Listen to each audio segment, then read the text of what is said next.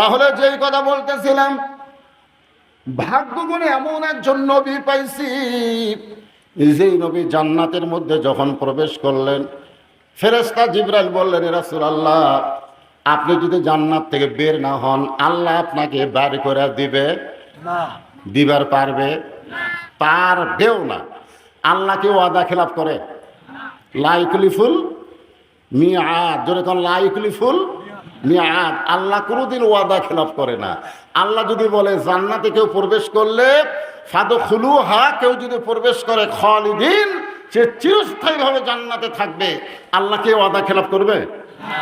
তাহলে আপনি যদি জান্নাত থেকে বের না হন, আল্লাহ আপনাকে জান্নাত থেকে বের করে দিবে না। ওগো আল্লাহর নবী, আপনি খামাখা দুনিয়াতে আবার যায় কি করবেন? কারণ দুনিয়া হলো কষ্টের জায়গা, সবার জন্য না। আপনারা বলেন, এই দুনিয়া কি সবার জন্য কষ্ট? রাসূল বলেছেন, আর দুনিয়াও সিজনুল মুমিনিন। মুমিন দাবি করে অথচ জেলখানার যায়নি। মুমিন দাবি করে অথচ জেলখানার যায়নি। হয়তো বলবেন, হুজুর অনেক খারাপ মানুষ সন্ত্রাসী করেও তো জেলখানা যাচ্ছে। এই জেলখানা মানে সেই জেলখানা না। এই জেলখানা মানে একটা আয়াত আগে তেলাওয়াত করি, পরে এর অর্থ করে দিলে আপনি বুঝতে পারবেন। আয়াতটা হলো, ওয়ালানাবলুওয়ান্নাকুম বিশাইয়্যিম মিনাল খাউফি ওয়াল জুই ওয়া নাকসিম মিনাল আমওয়ালি ওয়াল আনফুসি ওয়াস সামারাতি ওয়া বাশশিরিস সাবিরিন। আল্লাহর কোরআন শুনলে যে ঈমান বাড়ে, সে আয়াতেরই কিন্তু আজকে তাফসীর হবে। আমি সে আয়াতই কিন্তু খুতবার মধ্যে তেলাওয়াত করছি। আয়াতের একটা অংশ হলো যাদাতুহুম ঈমানান ওয়া ইযা তুলিয়াত আলাইহিম আয়াতুহু যাদাতুহুম ঈমানা।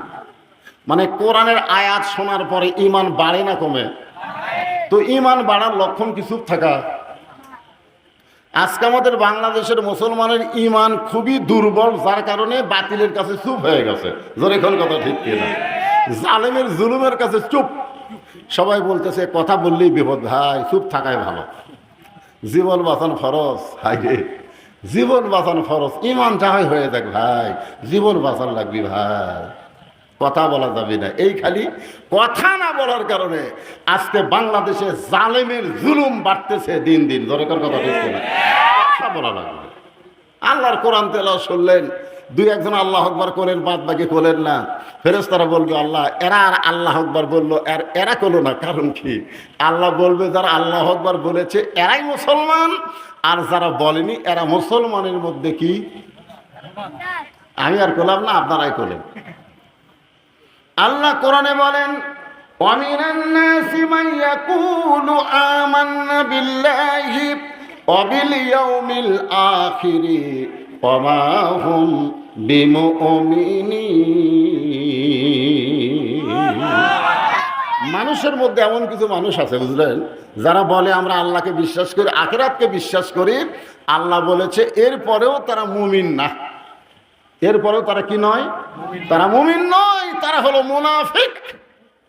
আর মুনাফিকের আবাদ কিন্তু কাফের বেঈমানদের মধ্যে হয় না, মুনাফিকের আবাদ হয় মুসলমানের ভিতরেই। জোরে কোন কথা ঠিক কিনা? এখন থেকে কোরআনে আয়াত তেলাওয়াত শুনলে সবাই একটু আল্লাহু আকবার বলবেন, খুশি হবেন কে? আরো জোরে বলেন। দুনিয়া হলো কষ্টের জায়গা। আল্লাহ নবী যেই বছর মেরাজ করেছেন, ওই বছর রাসূলের জীবনে 3টা কষ্ট গেছে। জোরে বলেন, কয়টা? 1 নম্বর কষ্ট হলো নবীর চাচা আবু তালেব মারা গেছে। অনেকেই বলবেন, হুজুর চাচা মরলে ভাস্তার কি হয়? বাপ চাচার মধ্যে গন্ডগোল কম হয় না বেশি হয়? এই রাস্তাটা জায়গা যখন সরকার 10 গুণ দাম বাড়া দিছে, দেখবেন এই 2 হাত জায়গার জন্য 2 ভাইয়ের মধ্যে গন্ডগোল লাগছে। যেরকম লাগিকে লাগে না। তো এখন যে 2 ভাই গন্ডগোল করে, বাচ্চা কাচ্চা কি বলবে? চাচা মরাই ভালো। যেরকম কথা ঠিক ছিল, এই চাচা খালি বাবার সঙ্গে গন্ডগোল করে রে। এই জন্য বাংলাদেশের চাচা বললে ভাস্তারা খুব একটা মন খারাপ করে না। কিন্তু আল্লাহ নবীর যে চাচা মারা গেলেন, উনি এত কান্না কাঁদছেন, সাহাবারা জিজ্ঞাসা করলেন, ইয়া রাসূলুল্লাহ, চাচা মরে যাওয়ার পরে আপনি এত কাঁদতেছেন। আল্লাহর নবী বললেন, মায়ের পেটে আমি এতিম ছিলাম, কিন্তু দুনিয়াতে আসার পর আমি এতিম ছিলাম না। মায়ের পেটে থাকতে আমার বাবা মারা গেছে, কিন্তু দুনিয়াতে আসার পরে আমার চাচা আবু তালেব আমাকে এমনভাবে দরদ দিয়ে লালন পালন করেছে, আমার বাবা নেই এটা আমি বুঝতেই পারিনি। সেই চাচা মারা যাওয়ার কিছুদিন পরে আল্লাহ রাসূলের দরদের বিবি খাদিজা মারা গেলেন। আপনি বলেন কিসের বিবি? সবাই জবান করে বলেন, কি বিবি? দরদের বিবি। আমাকে যে বউগুলো আছে এগুলো কি দরদের না আদরের? হ্যাঁ, প্রথম কেউ যদি দুই বিয়ে করেন, এরকম যদি কেউ থাকেন যে দুই বিয়ে করছেন, তাহলে বুঝবেন প্রথম বউ কিন্তু দরদের বউ, আর পরের বউ হলো আদরের বউ। পরের বউকে যত আদর দিবেন ওই তত আপনাকে ভালোবাসবে, আর প্রথম বউকে আদর না করলেও তার এমন দরদ তৈরি হবে, সেই দরদের বিবির নাম হলো খাদিজাতুল কুবরা। তিনি মারা যাওয়ার কিছুদিন পরে আল্লাহর নবী তাইফে গেলেন। তাইফবাসীরা নবীকে এমন পাথর মারল, গোটা দেহ রক্তাক্ত হয়ে গেল। ওই বছরই আল্লাহ তাআলা নবীকে মেরাজ করালেন। তাহলে কয়টা কষ্ট গেল? তিনটা কষ্টের পরে আল্লাহর কাছে যাওয়া কষ্ট না শান্তি? এখান থেকে প্রমাণ হলো যে মুসলমানেরা যত বেশি কষ্ট করবে আল্লাহ তাকে তত উন্নত মানের শান্তি দিয়ে দিবে। সুবহানাল্লাহ। এটা আমাদের নবীর মাধ্যমে আল্লাহ আমাদেরকে দেখাইয়া দিয়েছে। কারণ আমাদের নবী আমাদের কি? আমাদের নবী আমাদের কি জানেন না? লাকাদ কানা লাকুম ফি রাসূলিল্লাহি উসওয়াতুন হাসানা। আল্লাহ বলেছেন, সফলতা যদি অর্জন করতে চাও রাসূলকে তোমাদের আদর্শ হিসাবে গ্রহণ করে নাও। একথা কার? আল্লাহ। ফেরেশতা জিবরাইল বলেন, হুজুর আপনি যদি বার না হন আল্লাহ আপনাকে বার করে দিবে না। সঙ্গে সঙ্গে আল্লাহ নবী বললেন, জিবরাইল, আল্লাহ যদি আমাকে জান্নাতে থাকার জন্য ঢুকতে বলতো আমি জান্নাতে ঢুকতামই না। আল্লাহ শুধু দেখার জন্য জান্নাতে ঢুকতে বলেছেন। আমি আমার জন্য জান্নাত দেখতেছি না, আমি দেখতেছি আমার উম্মতের জন্য আল্লাহ কেমন জান্নাত বানাইছে। কথাটার মধ্যে গুরুত্ব কম না বেশি? যে আমি আমার জন্য জান্নাত দেখতেছি না, আমি দেখতেছি কার জন্য? আল্লাহর জন্য, উম্মতের জন্য, মানে আমাদের জন্য। আমি সেই দিন জান্নাতে থাকার জন্য ঢুকবো যেদিন আমার সমস্ত উম্মতকে আল্লাহ জান্নাত দিবে। আছেন আমার মুক্তার, আছেন আমার ব্যারিস্টার, সেই বিচারের হাইকোর্টেতে তিনি আমায় করবেন পার। আমি পাপী রাসূল জাবিন্দার। আল্লাহ যখন হাকিম হয়ে, সবাই মনোযোগ দিয়ে শুনবেন, আল্লাহ যখন হাকিম হয়ে আমাদেরকে আসামি বানায় বিচার শুরু করবেন, ওই সময় আমাদের নবী উকিল হবেন, ব্যারিস্টার হবেন। আল্লাহর কাছে আমাদের ব্যাপারে ওকালতি করে, ব্যারিস্টারি করে আমাদেরকে জান্নাতে পৌঁছায় দিবে। তাহলে যে নবী আমাদের জন্য আল্লাহর কাছে ওকালতি করবেন, আমরা খুশি না বেজার? মান জাল্লাযী ইয়াশফা'উ ইনদাহু ইল্লা বিইজনিহি। ভাগ্য গুণে আল্লাহ আমাদেরকে সেই নবীর উম্মত হিসেবে কবুল করেছেন। খুশি না বেজার? তাহলে আমার সঙ্গে সবাই একটু বলবেন, নবী না হয়ে দুনিয়ার, না হয়ে ফেরেশতা আল্লাহর, হয়েছি উম্মত আপনার, তার তরে শুকুর। এই জায়গায় আমি বলি না, এটা আপনাকে মুখতে শোনার জন্য। আপনারা করেন হাজারবার। এখন বলেন তো হাজারের খাওয়া আছে। এই গজল যখন লেখছে তখন হাজারের খুবই দাম আসলো। সেই সময়কার মানুষ হাজারের উপরে হয়তো হিসাবই জানতো না, এই জন্য হাজারবার কইছে। বর্তমানে হাজারের কোনো খাওয়া আছে? তাহলে আপনারা হাজারবার করলেন, হাজারের উপরে কোনো হিসাব আপনারা জানেন না? কথা কয় না কেন? পিছন থেকে একদিকে লাখও বাড়ি, আবার লাখের উপর জানে না। হ্যাঁ, কোটির উপরে তো নাই, কোটি কোটি বলা যাবে, কিন্তু কোটির উপর আবার কি আছে? এখন মিলিয়ন বিলিয়ন টেলিয়ন এগুলো আমরা বাংলার মানুষ বুঝি না ভাই, আমরা কোটি বুঝি। তোর কোন কথা ঠিক কিনা? তার শুকুর কোটিবার। এমন একজন নবীর উম্মত হওয়াতে আমরা খুশি না বেজার? তাহলে জবান খুলে আর একবার বলি আলহামদুলিল্লাহ। এখন আসেন, যেই কোরআন থেকে আপনারা তাফসির শুনবেন, যেই কোরআন থেকে আপনারা তাফসির শুনবেন, আপনারা বলেন তো এই কোরআনের মধ্যে কোনো সন্দেহ আছে? নির্ভেজাল একটা কিতাব, আল্লাহ আমাদেরকে হেদায়েত স্বরূপ দান করেছে। না, রিপ্লে নাই। এটা কি আল্লাহ আমাকে দেয়নি না অন্য কেউ দিছে? আল্লাহ আমাকে কেমন একটা কিতাব দিলেন, যেই কিতাবের শুরুতে আল্লাহ বললেন জালিকাল কিতাবু লা রাইবা ফীহি হুদাল্লিল।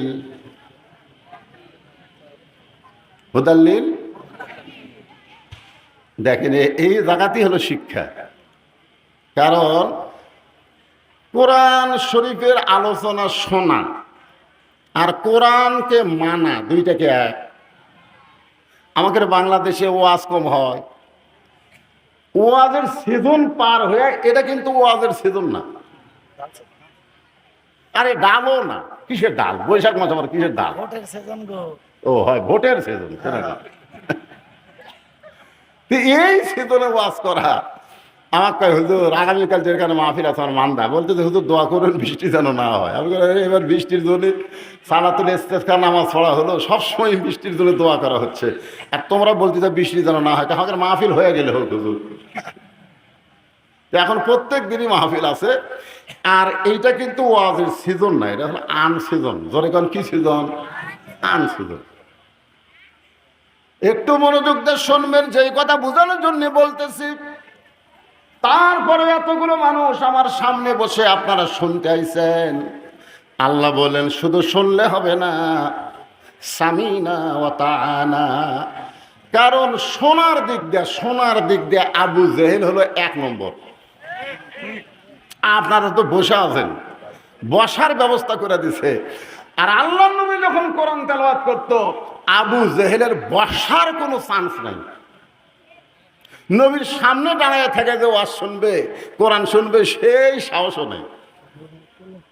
নবী ঘরের মধ্যে পড়ে, আর ওই অন্ধকারে আড়ে দাঁড়ায় ওয়াজ কোরআন শরীফ শোনে সারা রাত। কতটুকু? সারা রাত।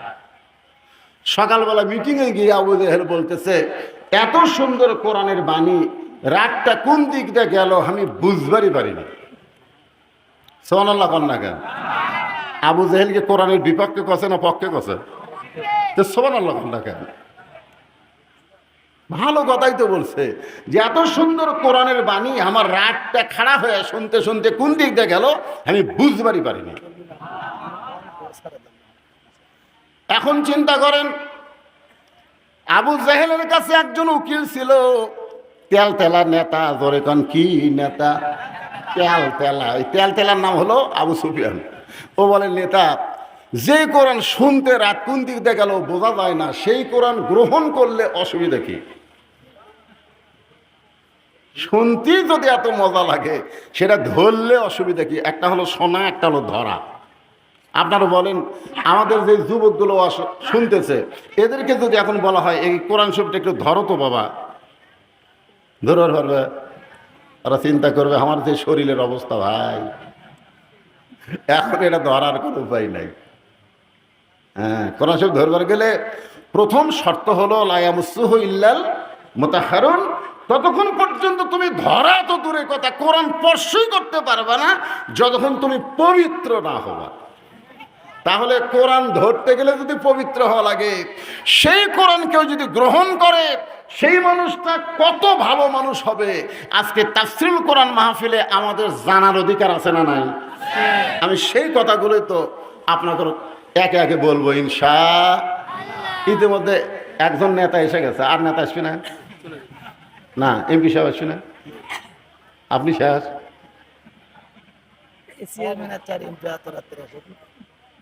না, শুনলাম যে, আচ্ছা ঠিক আছে। আপনার ওই ভোটের আগে অসুস্থ হন না পারে, কিন্তু ভোটের পরে অসুস্থ হন, এটাই সমস্যা আছে। কি? না আমি সময় দিলাম তো, আমার খুব মহব্বতের মানুষ।